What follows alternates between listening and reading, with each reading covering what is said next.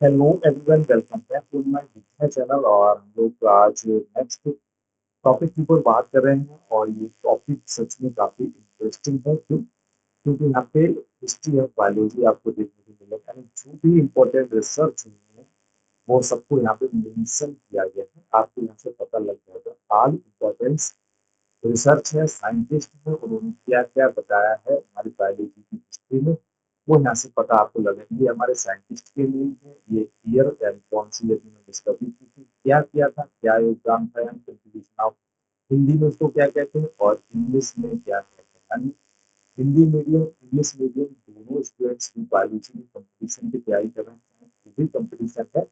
यहाँ से आपको जरूर लिखकर 2 नंबर का बड़ा अवश्य होगा। पहला यहाँ से है खेल्स के बारे में, खेल्स में क्या किया था। और उन्होंने जो रिसर्च अपनी दी थी वो 639 से 544 बीसी तक की थी। उन्होंने बताया था जीवन का उद्गम जल में हुआ, यानी अगर इंग्लिश में देखें stated that life originated in the water, यानी जीवन की उत्पत्ति पानी में हुई है। किसने कहा था? ये फिल्थ साहब ने कहा था। और इम्पोर्टेंट इसके बाद में दूसरा है क्लियोपास्टर साहब ने क्या कहा था। और 372 से लेकर 387 BC तक उन्होंने काम किया था। और एक बुक दी थी जिसका नाम था हिस्टोरिया प्लांटेरम बुक थी। और हिस्टोरिया प्लांटेरम बुक थी। और इस बुक में उन्होंने क्या 500 प्लांट्स के बारे में बात की थी, यानी रोट लिखे थे हिस्टोरिया प्लांटेरम एंड लिस्ट का 500 प्लांट। पहली बार 500 पौधों की सूची तैयार की गई थी क्लियोपास्टर्स के द्वारा। और किसने? हिस्टोरिया प्लांटेरम में बड़ा इंपॉर्टेंट है ये एग्जाम की दृष्टि से। फिर उसके फादर सॉजेस थे सॉरेस थे और सॉरेस साहब ने क्या दिया था? ये उनकी डिस्कवरी की थी 1548 से 1621 के बीच में। उन्होंने विशिष्ट उत्पादित प्रस्तुत किया था, यानी proposed that theory of special creation. Evolution में इस थ्योरी को बार बार पूछा जाता है, ठीक है। उन्होंने इवोल्यूशन में थ्योरी की थी, स्पेशल क्रिएशन थ्योरी के नाम से उसको जानते हैं। किसने दी थी? फादर सॉरेस साहब ने दी थी। विलियम हार्वे ने 1570 और 1657 के बीच में रक्त परिवहन की खोज की थी। Discover the blood circulation system के बारे में बात है, इन एनिमल के बारे में बताया था।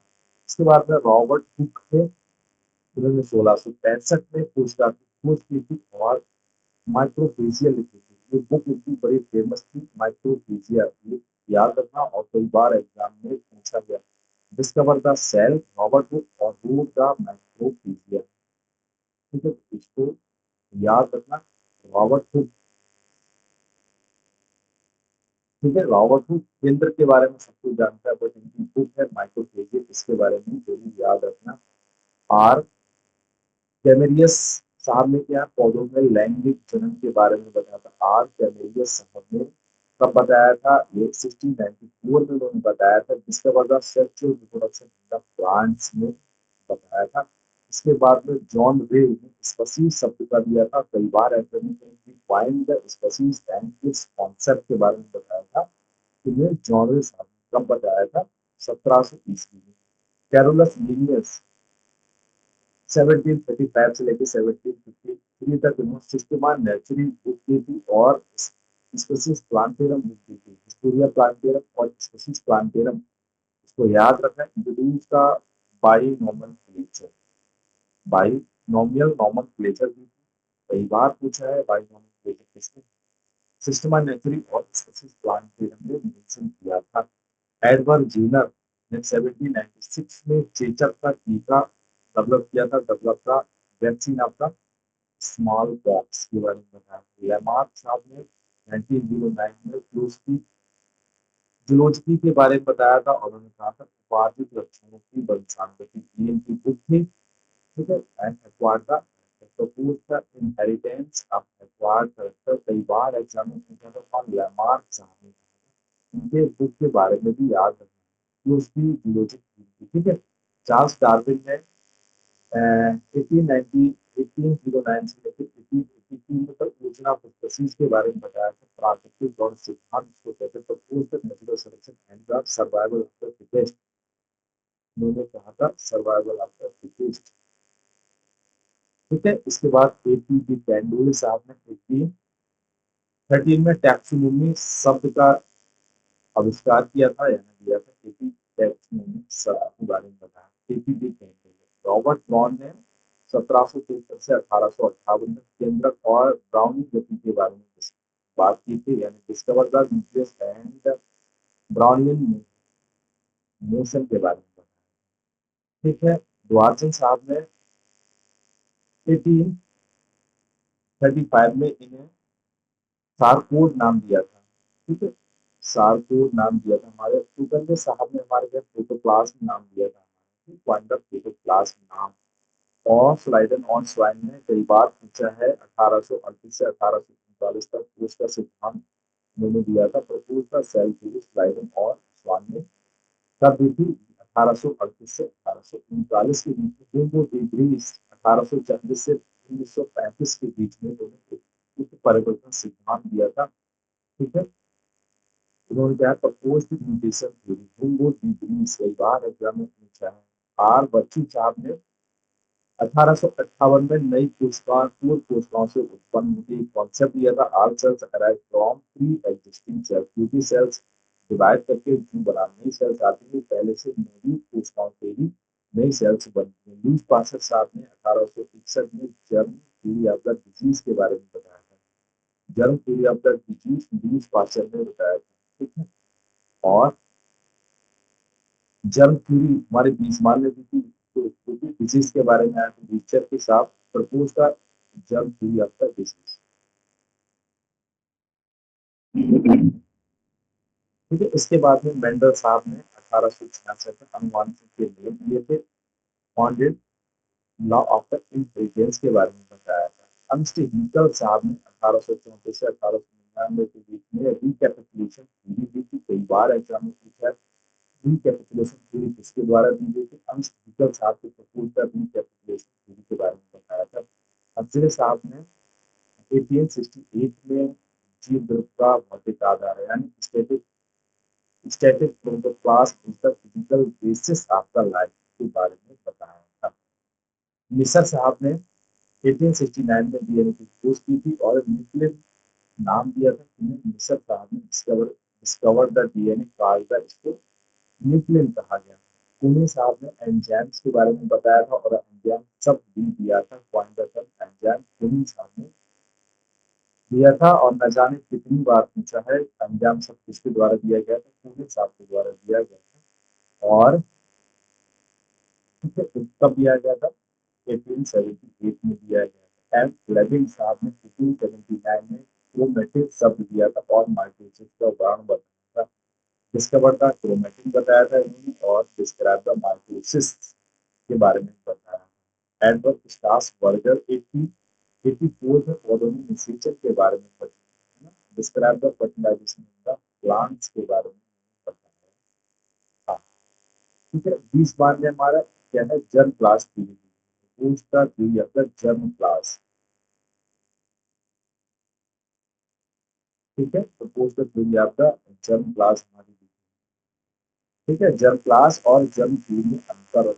ठीक है। जर्म क्लास थ्योरी हमारी 20 मान के द्वारा दी गई थी और जर्म थ्योरी हमारी है लुईस पास्चर के द्वारा दी गई थी। बीसमान साहब ने और कब दी गई थी? 1885 में दी गई।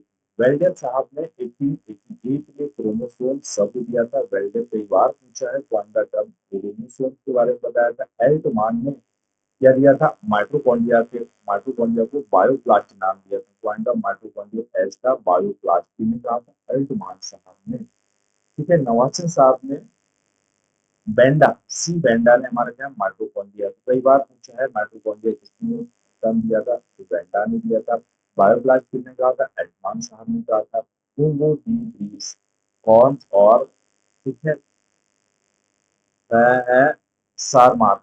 उन्होंने क्या है मेंडल्स के नियमों की पुनर्खोज की। दोबारा discovery of the Mendel's law री डिस्कवरी की थी मेंडल्स लॉ।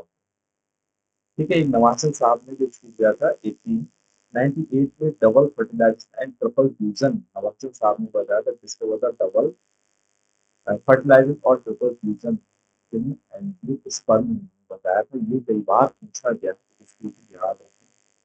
इसके बाद में बेटिंग एंड वेस्ट साहब ने बताया था 1922 में बताया था इंसुलिन डेवलप किया था और आइसोलेटेड पैंक्रियास से निकाला था।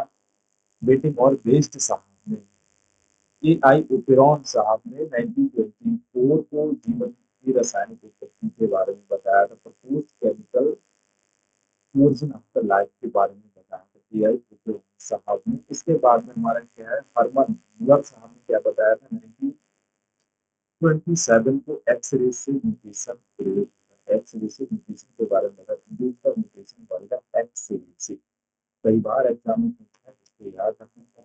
हरमन मुलर साहब, गिरफिथ साहब ने बैक्टीरिया में क्या बताया था, उन्होंने क्या 1988 में ट्रांसफॉर्मेशन की खोज की थी, डिस्कवरी का ट्रांसफॉर्मेशन इन बैक्टीरिया। ठीक है, भाई गिरफिथ साहब के द्वारा दिया है। अलेक्जेंडर फ्लेमिंग ने पेंसिलिन 1929 में दी थी और नोबेल प्राइज उनको मिला था पेंसिलिन का, डिस्कवरी का पेंसिलिन। ठीक है, और एक इनको नोबेल प्राइज भी दिया गया था 1947 को नोबेल प्राइज दिया। नी बेन नील साहब ने कई बार पूछा है 1931 में फोटोसिंथेसिस में वाटर स्प्रिंटिंग। ठीक है, फोटोसिंथेसिस में वाटर टूटता है और ऑक्सीजन कहीं से आती है। Explain the role of water in the photosynthesis. इन्होंने कहा बेन नील साहब।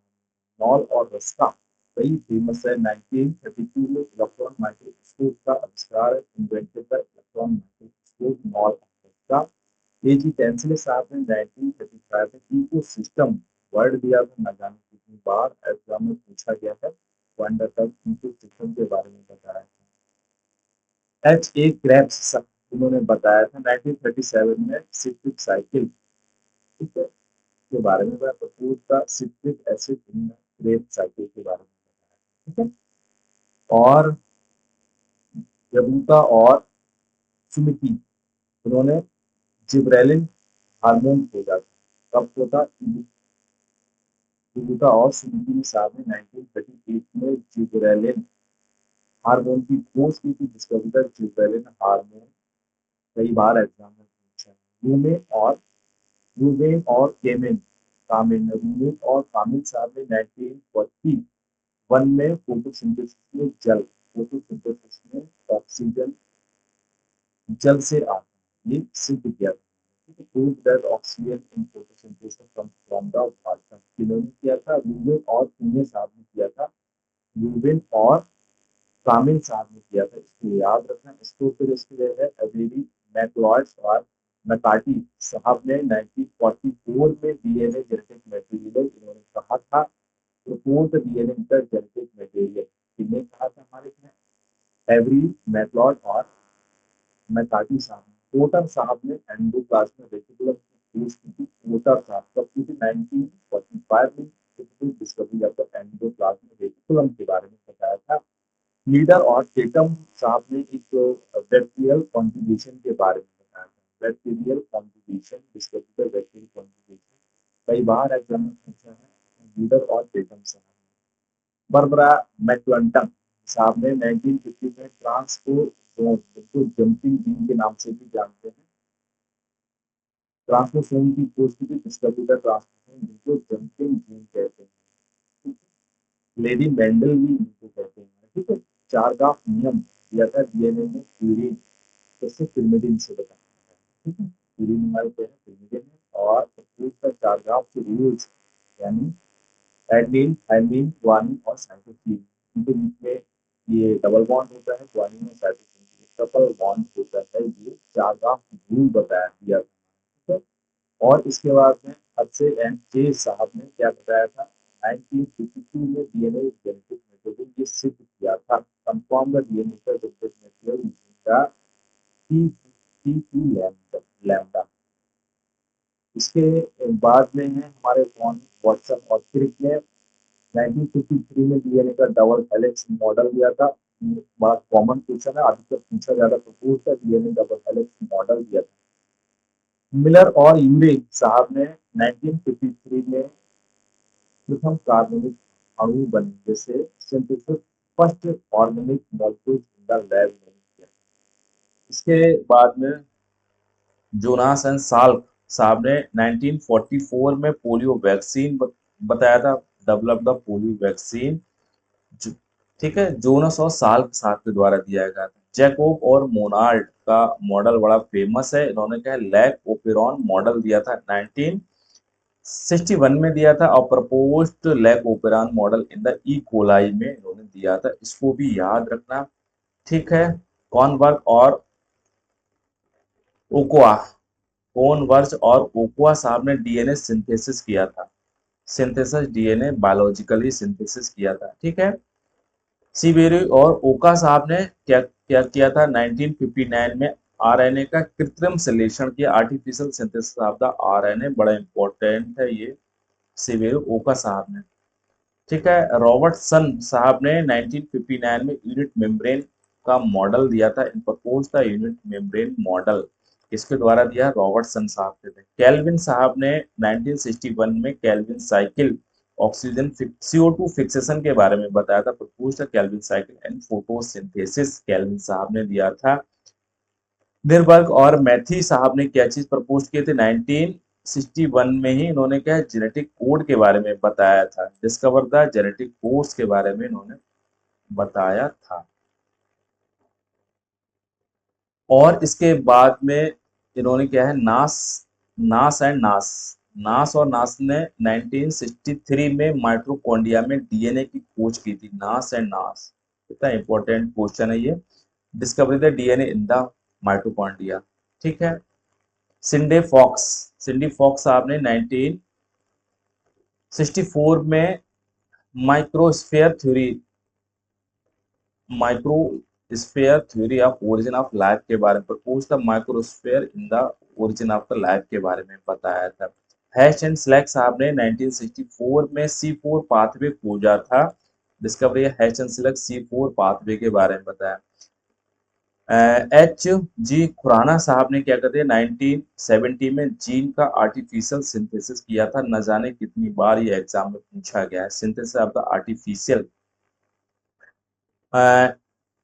टेमिन और बेल्टीमोर टेमिन और बेल्टीमोर साहब ने क्या है रिवर्स ट्रांसक्रिप्टेज खोजा था, डिस्कवरी द रिवर्स ट्रांसक्रिप्टेज रिट्रोवायरसेस में देखने को मिलती है।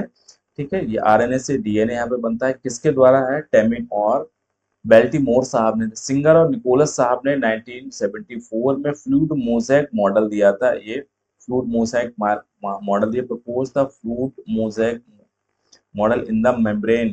ठीक है, सेल की मेम्ब्रेन के बारे में उन्होंने बताया था।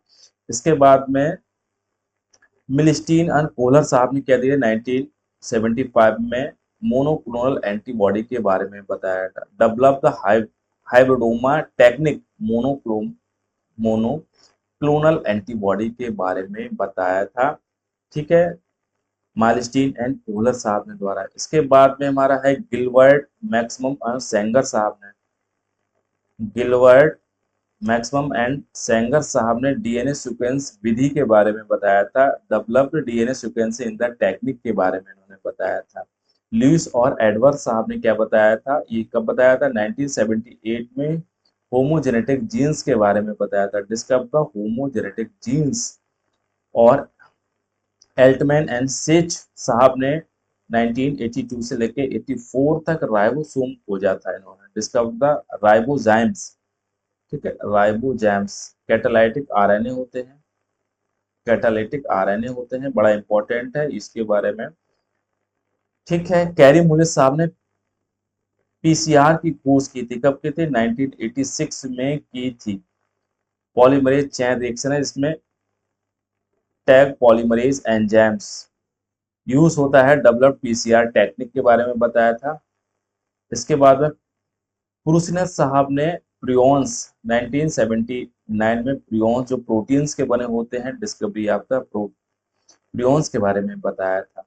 अर्विट कार्सलन साहब ने 99 में हमारा क्या है डोपामाइन न्यूरोट्रांसमीटर और पार्किंसन रोल्स के बारे में बताया था, so the dopamine role in the Parkinson disease हो जाती है, उसमें डोपामाइन का क्या रोल होता है। वेरेनर हॉर्सविट्ज एंड सल्स्टन ने साहब क्या बताया था, ये 2002 में उन्होंने की थी, एपोप्टोसिस के बारे में बताया, यानी एलुसिडेटेड प्रोग्राम सेल डेथ, यानी जो भी सेल्स की डेथ होगी वो पहले से इसका प्रोग्राम फिक्स्ड होगा।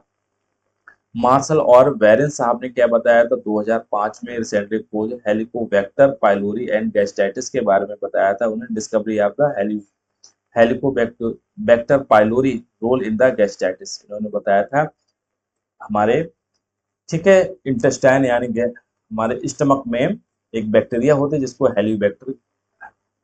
हेलियोबैक्टर कहते हैं, पाइलोरी है, और ये बैक्टीरिया हमारे गैस्ट्राइटिस में कैसे इसकी रोल होता है, कैसे कॉज करता है, ये रिसेंटली डिस्कवर हुआ था। कब हुआ था? 2005 में हुआ था। तो ये हमने बड़ा टिपिकल था, डाटा सबको अरेंज किया और अरेंज करने के बाद आपको सारी सिस्टमेटिक जो डिस्कवरी थी हमने आप तक पहुंचाई। मुझे उम्मीद है यहाँ से आपको जरूर कुछ ना कुछ हेल्प मिलेगी, और चैनल आप लाइक भी करेंगे, सब्सक्राइब भी करेंगे, मुझे सपोर्ट भी करेंगे, मुझे पूरी उम्मीद है। ओवरऑल वॉच करने के लिए थैंक यू।